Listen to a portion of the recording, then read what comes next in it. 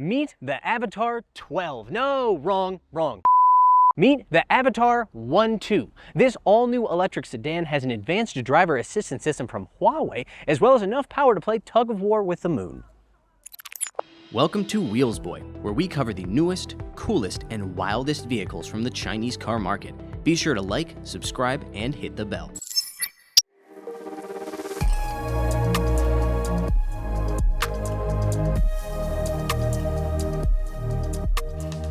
Avatr is a premium brand for Chinese automaker Chang'an, and it is priced as such. An entry-level 1.2 sells for $41,000 while our top-spec dual-motor GT trim comes in at $54,000.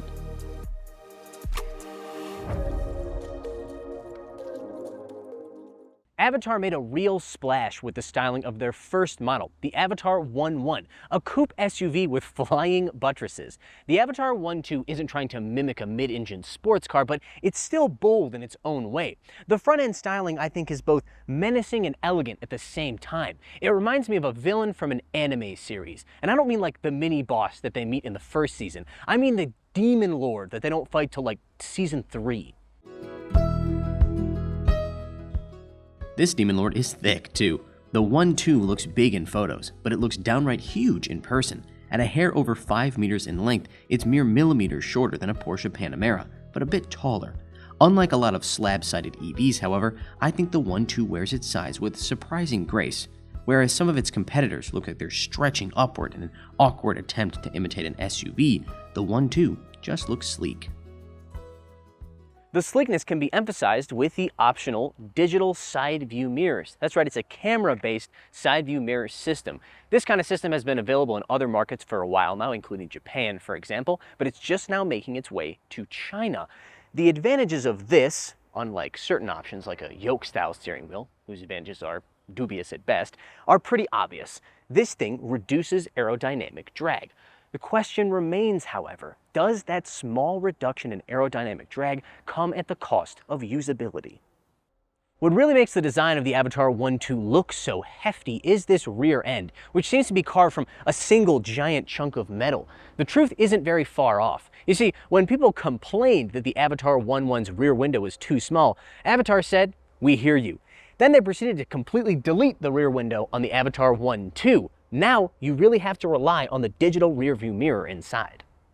The Avatr 1.2 might not have flying buttresses like a mid-engine sports car, but it does have some sports car-inspired design elements, such as this electronically deployable rear spoiler.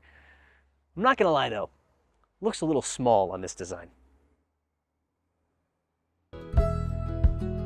The 1.2's controversial styling does have its advantages, including a large rear opening.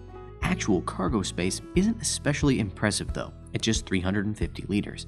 Thankfully, the 1.2 also has a 65-liter frunk. Open the electronically operated doors of the Avatr 1.2 and you'll be greeted by a design language called Gentle Tech. Its minimalist approach results in a space that's almost completely free of ornamentation.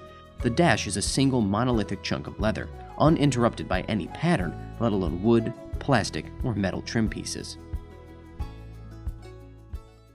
What few buttons you will find on the interior of this car are definitely on the subtle side. Let's start with the most subtle, and that's the ones on the door. You've got two logos here, the purpose of which are pretty obvious. This one is used to lock and unlock your doors. This one is used to lock your windows. Where, however, is the button for opening and closing the electronically operated doors? That would be this super subtle little thing right here, this rectangular piece. If I double tap, there goes our door. Shut that so we can get to the other row of physical buttons. That's down here below your center screen. These silver trim buttons are used to control your front and rear windows for left and right side, as well as your 360-degree camera and automatic parking. With so few buttons to distract you, your attention is instead drawn to the screens inside of this car, of which there are very, very many.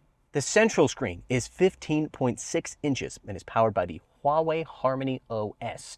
Behind that is an even larger 35.4-inch 4K display, which is used as your instrument cluster, as well as a couple of other things that we'll get to in a bit.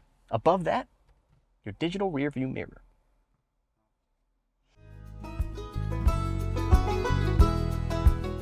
If you pay the extra $1,600 USD for the digital side view mirrors, the long screen is flanked by two small displays.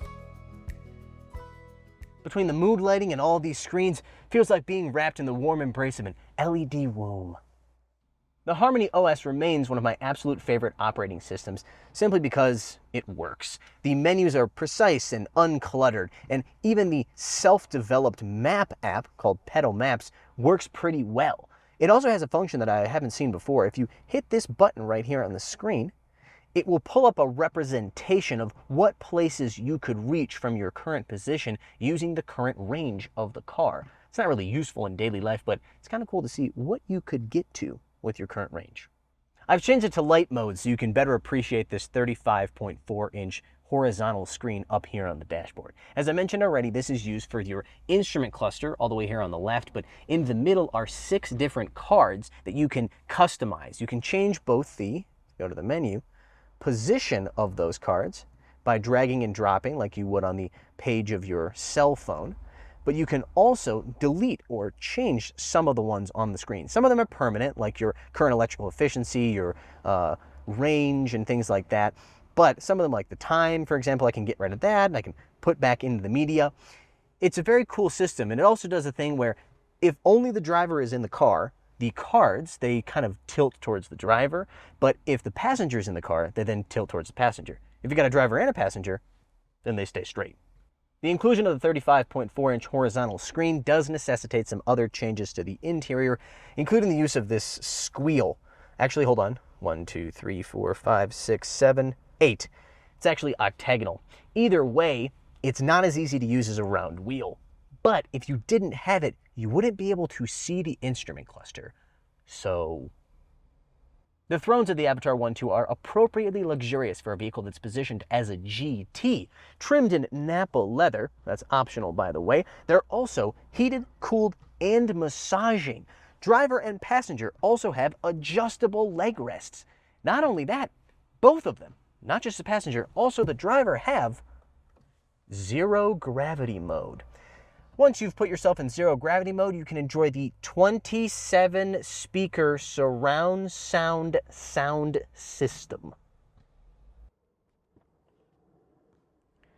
Unlike the Avatr 1.1, which only has electronically operated doors in the front row, both the front and rear doors of the 1.2 are electronically operated, like so. One of the things that I was really worried about when I saw there was no rear window on this car was that the back seat was going to be a very cave-like place to spend time, kind of like the Hi-Fi Z. Having sat inside of it, I think it's actually okay. The reason being that while they don't have enough glass to give it a rear window, they do have enough to make this entire roof out of glass. This is also the intelligent glass, the kind that can change its opacity based on the intensity of the sunlight at that moment. The sunlight's pretty intense right now, which is why it's a pretty dark color. The rear seats of the Avatr 1.2 are, well, they're a bit of a give and take. When it comes to the comfort, they're actually quite nice. They've got really nice support, especially for your low back, something I don't feel a lot in the rear seats of many cars, even ones as expensive as this. Also, legroom, obviously with a wheelbase of over 3 meters, is really very copious. And even with this glass roof, I still have tons of headroom. Those are the good things. The bad things include, 1, there is no controls for the media or air conditioning from back here. Competitors like the ET7 do have those controls. They would have them there on the back of the center console. This one doesn't have it really anywhere at all. Also, down here, only one USB charging port. Now, I know I complain about this a lot, sometimes on cars much cheaper than this one, but at this price point, you really ought to have 2, and they ought to be somewhere more convenient.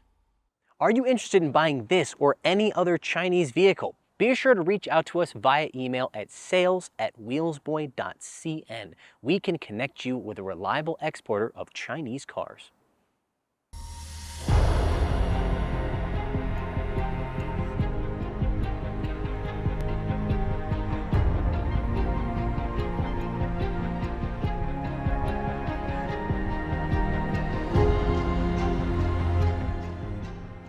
The Avatr 1.2 uses the same Huawei inside driver assistance system as the Avatr 1.1 SUV, at least the same hardware. but it's said to have some upgrades with regards to the software.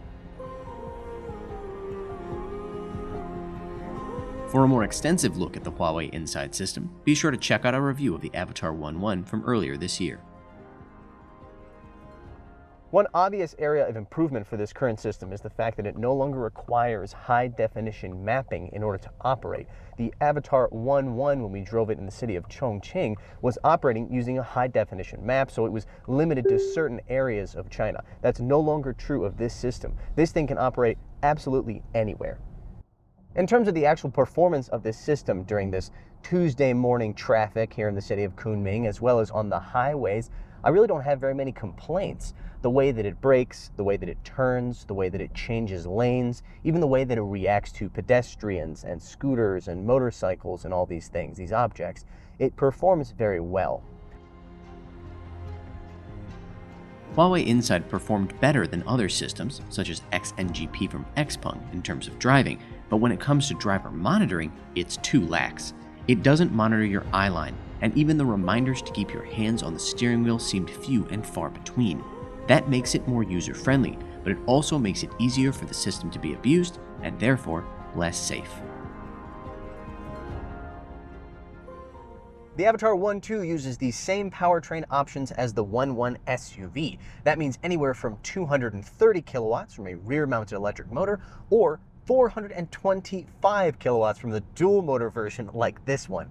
It also means a 0 to 100 kilometer per hour time anywhere from 6.7 all the way down to 3.9 seconds. Like I said, enough power to play tug of war with the moon. The Avatr 1.2 combines adjustable air suspension with a double wishbone front and multi-link rear.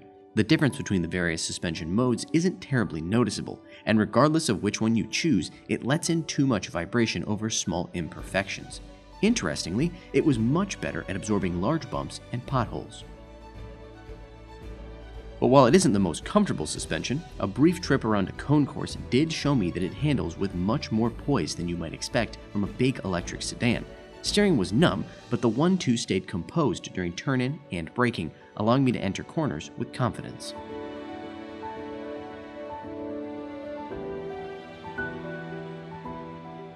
Is it a performance sedan? No, I wouldn't go so far as to say that.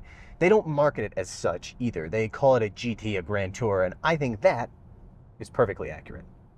NVH is kept pretty well controlled even at higher speeds. For example, I'm driving at around 100 kilometers per hour, about 62 miles per hour right now, and wind, tire, and motor whiner pretty well controlled. I'll take those separately, actually.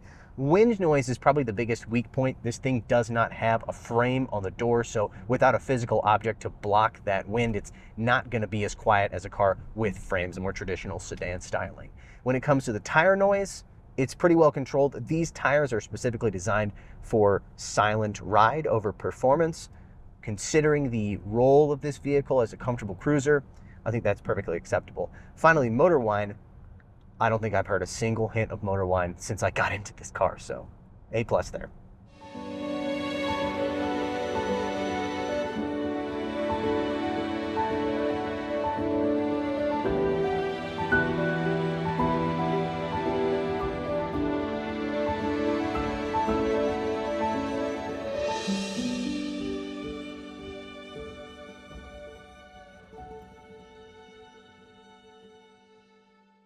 I will end this video with a bit of good news for you, the consumer. Starting next year, the Avatr brand is going to be available outside of China, including in markets like Europe. That includes not just the Avatr 1.2 sedan, but also the Avatr 1.1 coupe SUV.